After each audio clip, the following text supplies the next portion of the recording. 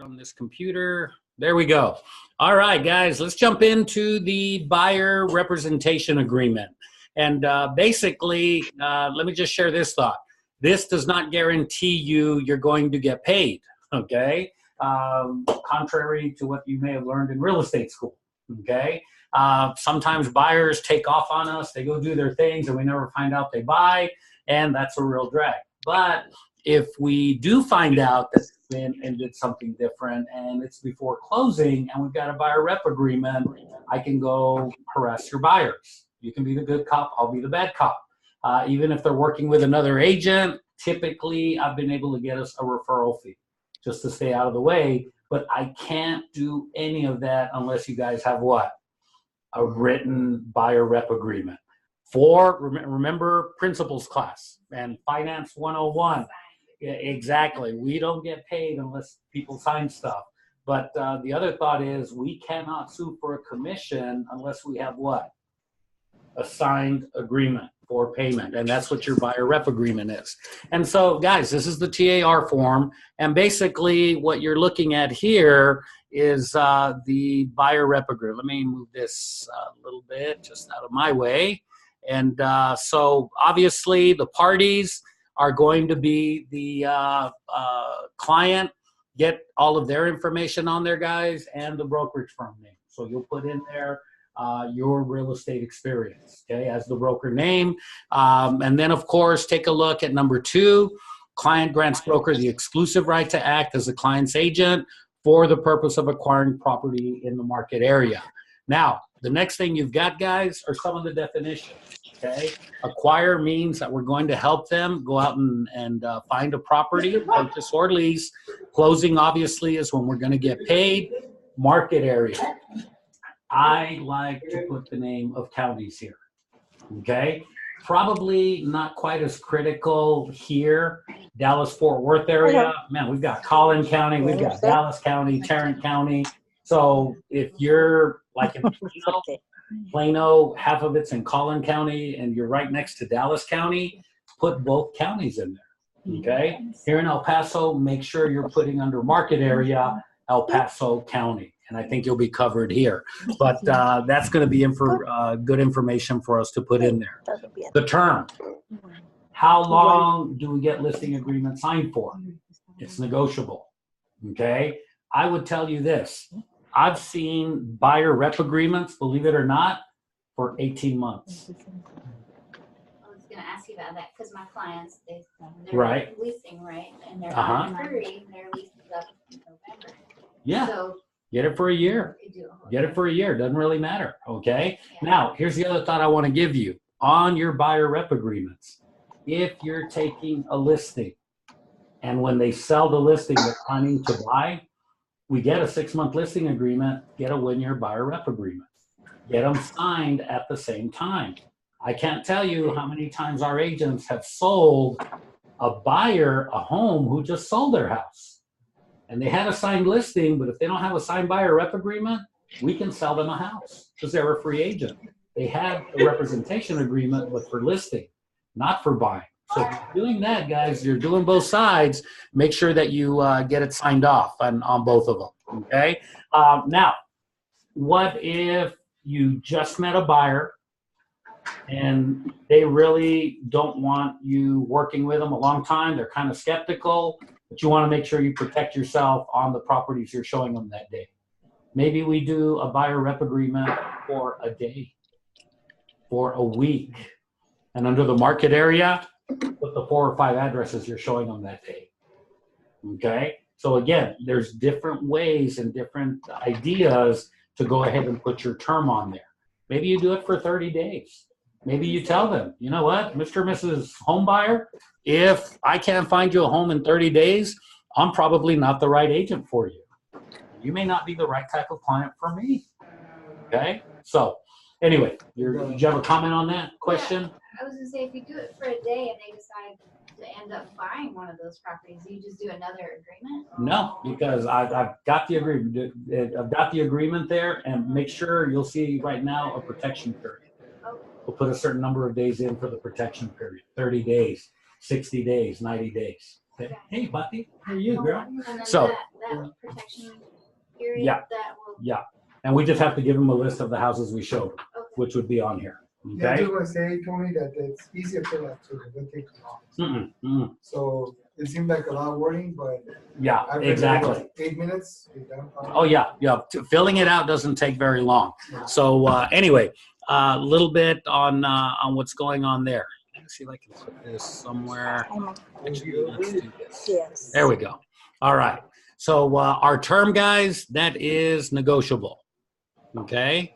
Now, next thing we've got Ochres Obligations down at the bottom.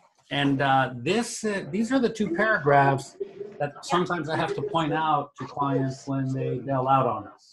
Okay. What are our obligations? Well, to do the best job we can to find them a property. Make sure you're keeping telephone logs. Emails is a great thing too, because they can't say, oh, the agent abandoned me. No, we've been emailing you every 3 days. We put you on a search on the MLS. What are their obligations? Well, if you take a look, guys, look at A. They'll work exclusively through the broker in acquiring property, negotiate that acquisition only with the broker. Okay.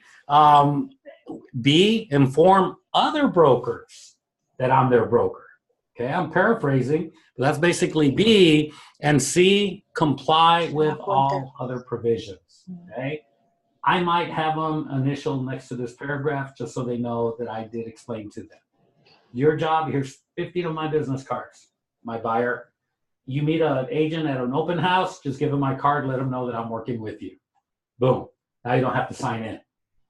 Okay, because they know that you're represented by somebody else. So anyway, and just give me a shout and I'll be able to help you with that. But those two paragraphs, guys, I think are important for us to understand. Okay, paragraph 7, guys, basically everybody's got the legal capacity to sign. If you go to paragraph 8, remember in agency class, one of the things that they taught you was you had to have written permission from the clients to do intermediary. So you're simply checking off letter A right here. Boom, you're covered now. You can sell them one of our company listings. Okay, so that is 8A. Again, just a little bit of agency law there, which you guys are familiar with. Paragraph 9 is an interesting paragraph. If the brokerage firm has 2 clients that want to go after the same property, we have the ability to represent both. I don't know if you guys have ever read this in paragraph number 9.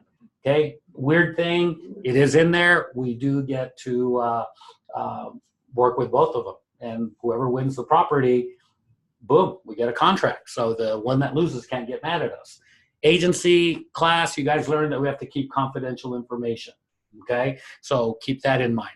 Paragraph 11, what do we want to get paid? Oh, by the way, top of each page, guys, put YRE or your real estate experience, and I typically like to put the client's last name, Smith, Escalante, whatever it might be, okay? So I put that at the top of each page.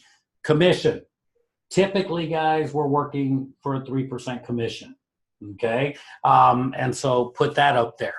If they lease, you might put, if you're looking to get a percentage or a flat fee, maybe put that in there. Where's the commission coming from is the next paragraph. The commission will come from where, guys? Well, it'll come first from the owner. If I can't get it from the owner, then you would have to pay me, Mr. and Mrs. Home Buyer. So if you find a for sale by owner that you like, and the for sale by owner is not paying a commission, I would be looking to you. Our broker would be, blame it on me, our broker would be looking to you to pay us our commission. Remember, bad cop, good cop. Okay, so keep that in mind. But that's what you're doing there. Make sure everybody is still with me. Pretty sure they are.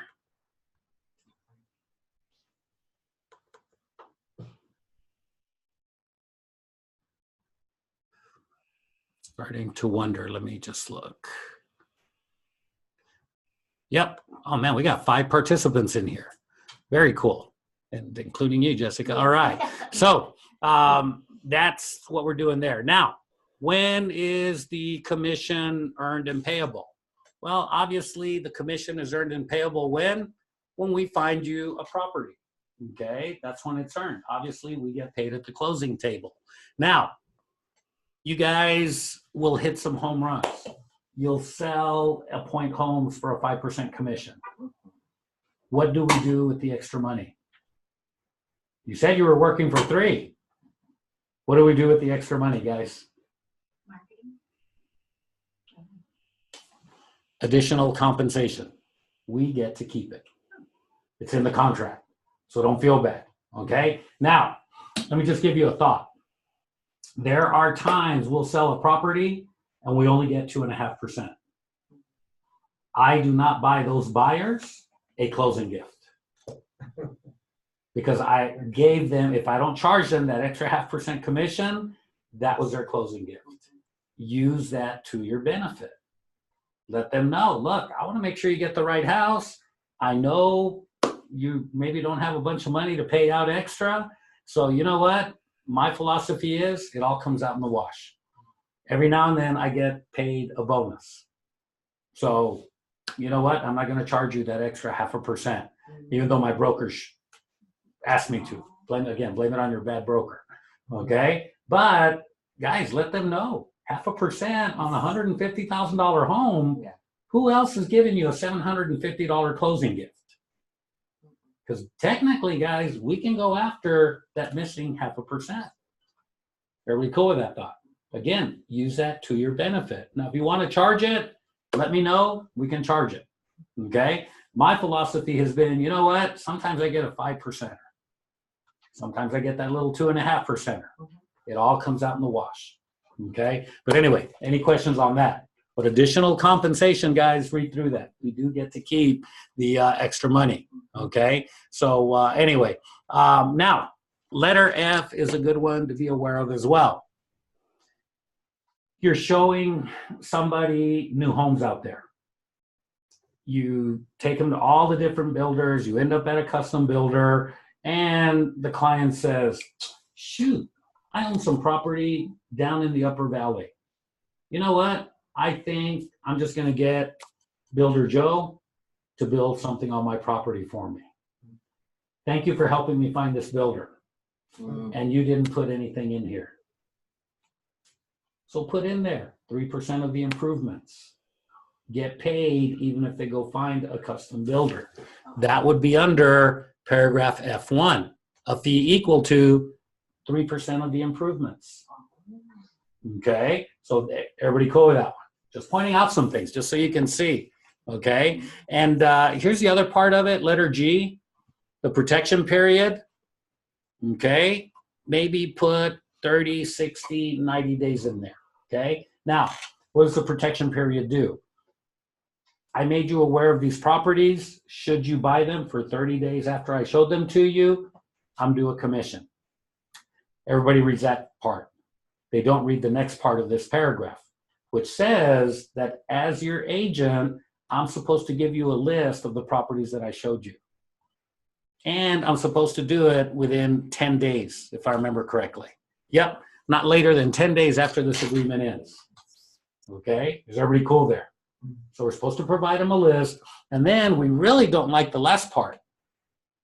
If they sign a buyer rep agreement with another realtor, this paragraph doesn't exist.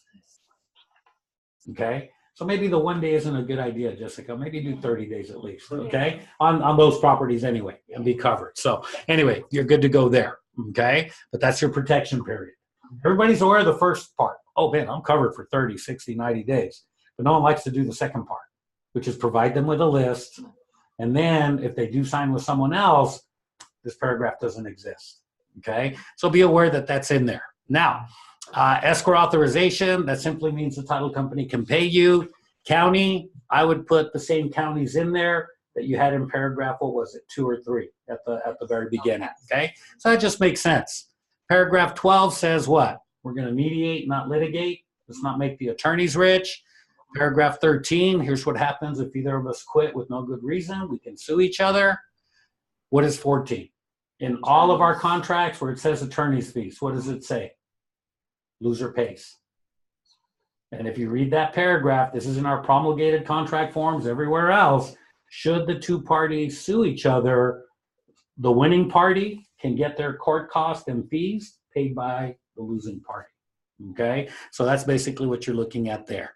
And limitation of liability, you break your leg while we're out showing, not my fault. Okay, call the homeowners. They've got homeowners insurance for that reason. Any addenda, guys, that you might be using, and of course, before we got this signed, what did we get signed? The IABS form. Okay, there's a couple of other addenda you might want to cover with them as well. Okay, special provisions, just like in our sales contract, anything extra you might have there. And then the rest of the notices, guys, are basically, you know what, commissions are not fixed, they're negotiable. We have to follow fair housing laws. Here's our protected class. And guess what? Letter C, top of the page, what does it say there? I am a conductor of the orchestra, but I don't play any of the instruments. Okay, that's the best analogy I can give you guys to our role in the transaction. I'm not the inspector. I don't play the flute, but I know when it comes in to make beautiful music. I know when we need the inspector to come in. I know when we call the surveyor, okay? If we've got foundation issues and the inspector points them out, maybe that's when we have to call in the engineer, okay? But please be aware, I'm not an attorney, I'm not a CPA, I'm a marketer of real property. You know, you guys have seen the Facebook memes, right?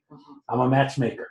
I simply introduce you to the houses and you figure out which one you want to date, okay? Which one you're going to keep. So anyway, we go from there. Service contracts, talk a little bit about home warranties there, guys. And I think a lot of you've already talked to Priscilla about home warranties, how all that works. And again, letter F is a new one. We live in a world where people are recorded all the time. You have to be careful with this now on showing homes, guys. Instruct your clients not to say anything they wouldn't say in front of the seller when they're in a home, because they might be saying it in front of the seller. Okay, so if we're going to talk bad about the house, let's wait till we get out to the car. Be careful with the Ring doorbell. That's recording you before you even know what's going on as well.